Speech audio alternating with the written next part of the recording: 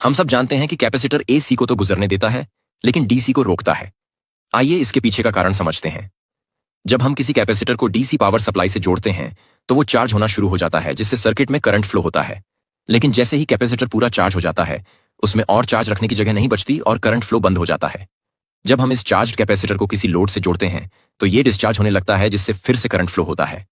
तो हम ये कह सकते हैं कि सर्किट में करंट तभी चलता है जब कैपेसिटर चार्ज हो रहा हो या डिस्चार्ज हो रहा हो। डिस्चार्जिंग के कारण ही एक कैपेसिटर डीसी को ब्लॉक करता है।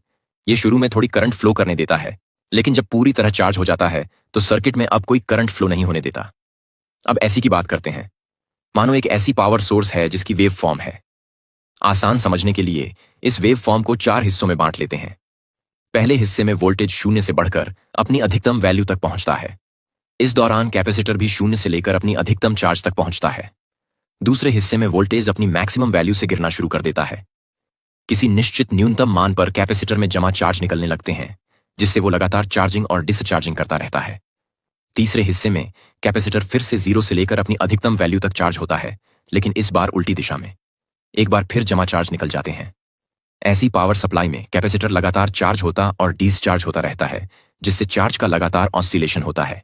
ये ऑसिलेशन करंट फ्लो बनाता है। तो ऐसी पावर सप्लाई के साथ कैपेसिटर की प्लेट्स के बीच चार्ज लगातार ऑसिलेट करता रहता है, लगातार चालू बिजली की तरह। और भी जानकारी वाले वीडियो के लिए लाइक और